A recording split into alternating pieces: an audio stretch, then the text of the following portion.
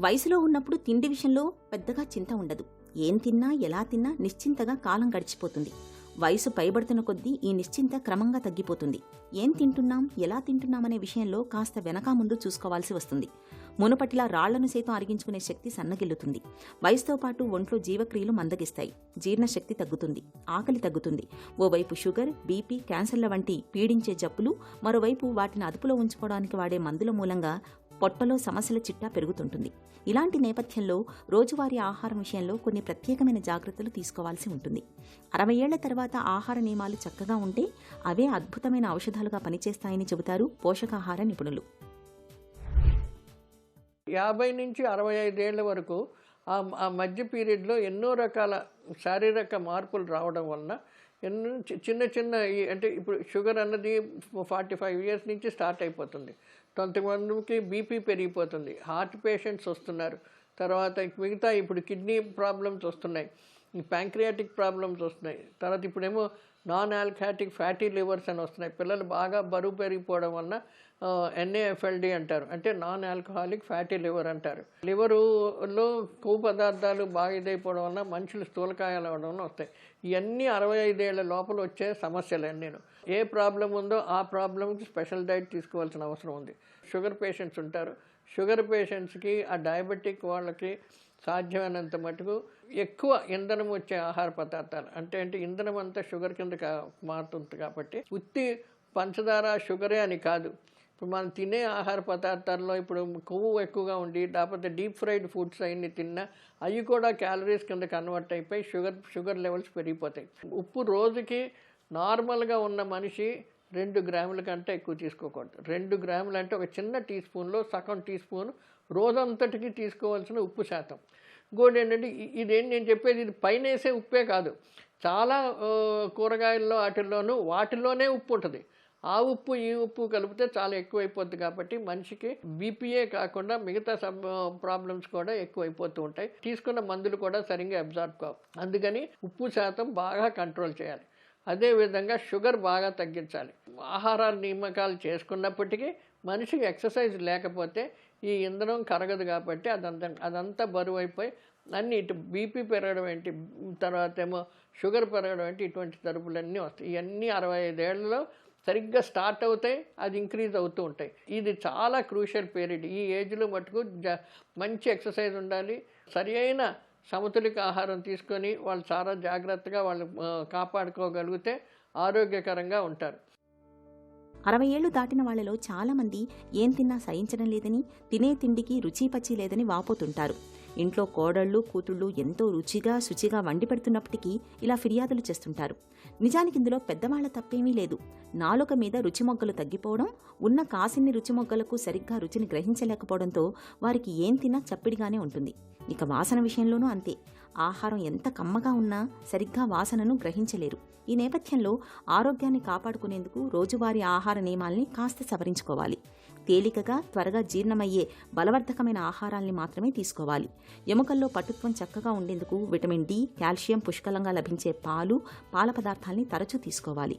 రోజుకో గ్లాసుడు పాలను తప్పనిసరిగా తాగుతుండాలి. కనీసం మనిషికి ఒక 8 గంటలు నిద్ర ఉండాలి. లేట్ నైట్స్ ఆ సినిమాలు చూసి లేకపోతే 24 గంటలు సెల్ ఫోన్ల మీద చూసుకొని లేట్ చేసేసి గబగబా సినిమా చూస్తూ లేకపోతే సెల్ ఫోన్ చూస్తూ తినేసి, తిన్నప్పుడు మీరు ఎంజాయ్ చేయండి. మీ కాన్సన్ట్రేషన్ అంతా తిండి మీద ఉండాలి. అప్పుడు ఏమవుద్ది, తిండి మీరు ఎంజాయ్ చేస్తారు, అది ఒంటికి పడుతుంది, అది డైజెస్ట్ అవుద్ది, మనకు కావలసినంత పదార్థాలు అనేటివి ఒంటికి లభ్యమవుతాయి. ఎలా ఉన్నా సరే 50 నుంచి 65 ఏళ్ళ వరకు చాలా జాగ్రత్తగా తీసుకొని ఎక్సర్సైజ్ చేసుకొని వాళ్ళు ఆరోగ్యాన్ని మన శరీరం యొక్క క్రమశిక్షణగా పెరిగించి చేసుకుంటూ ఉంటే ఏ రకమైన జబ్బులు రావు. లేదు అన్నారంటే అవి వచ్చినాయి 65 ఏళ్ళు దాటిన తర్వాత కంట్రోల్ లేకుండా చాలా రకాల ప్రాబ్లమ్స్ వస్తూ ఉంటాయి. ఒకటి, శారీరక స్థితి కూడా క్షీణమైపోతూ ఉంటుంది. అవయవాలు చిన్నప్పుడు ఉన్నంత ఆరోగ్యకరంగా శక్తినిచ్చి దెబ్బలాడుకునే శక్తి ఉండకపోవడం వలన వాళ్ళన్నిటికీ ఏటికాటికి నీరసపడిపోతారు. దానివల్ల అది ఇంకా జాగ్రత్తలు తీసుకోవాల్సిన అవసరం వస్తాయి. ఇప్పుడు 65 ఏళ్ళ వరకు ఏంటంటే మన క్రమశిక్షణగా తినే ఆహారం జాగ్రత్తగా చూసి సమతులిత ఆహారం ఏదైతే ఉందో అది తీసుకోవాలి. సమతులిత ఆహారం అంటే నేను అన్ని క్వాంటిటీస్ చెప్పను, జనరల్ ఏంటంటే ఒక ప్లేట్ ఉంది, my plate for the day అని ICMR వాళ్ళు తెచ్చారు, జాతీయ పోషకాహార సంస్థ వాళ్ళు తీసుకొచ్చారు. అదేంటంటే ఒక రౌండ్ ప్లేట్, 8 ఇంచీల రౌండ్ ప్లేట్లో సగం ప్లేట్ అంతా ఆకుకూరలు, కూరగాయలు, పండ్లు అయ్యే ఉండాలి. మిగతా సగం ప్లేట్లో ఒక పావు ఏమో గింజ ధాన్యాలు ఉండాలి, ఇంకొక పావులోనే పప్పులు, తర్వాత మాంసకృతులు ఏంటి కోడిగుడ్లు, పప్పులు ఇలాంటివన్నీ ఉండాలి. సో రోజంతటికి సరిపడిన నూనె ఎంతంటే 20 గ్రాముల కంటే ఎక్కువ తీసుకోకూడదు. మనం ఏంటి అరకిలో, పావు కిలో వరకు మనం అందరం వాడేస్తాం.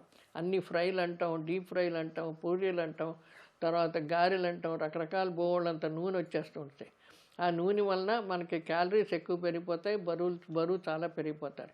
ఇలాంటివన్నీ ఎందుకంటే 65 ఏళ్ళు అయిపోయిన తర్వాత మనం ఖాళీగా ఉంటాం, రిటైర్ అయిపోయి ఇంట్లో కూర్చుంటాం, ఏం తొయ్యదు. ఇటువంటివన్నీను ఈ స్నాక్స్ అని, ఇవన్నీ చిప్స్ అని, లేకపోతే బర్గర్స్ అని, పిజ్జాస్ అని రకరకాలు తెస్తూ ఉంటాయి, అన్నీ తినేస్తూ ఉంటాం. అందులో వాళ్ళు కొన్ని కెమికల్స్ యాడ్ చేస్తారు. ఆ కెమికల్స్ ఇంకా ఎక్కువ ప్రాబ్లమ్స్ వస్తూ ఉంటాయి. అటువంటి ఆహార పదార్థాలు బాగా తగ్గించాలి. ఇంకొకటి ఏంటంటే, ఇంకొక మెయిన్ పాయింట్, నూనెలు ఇవాళ రేపు రకరకాల నూనెలు వస్తున్నాయి.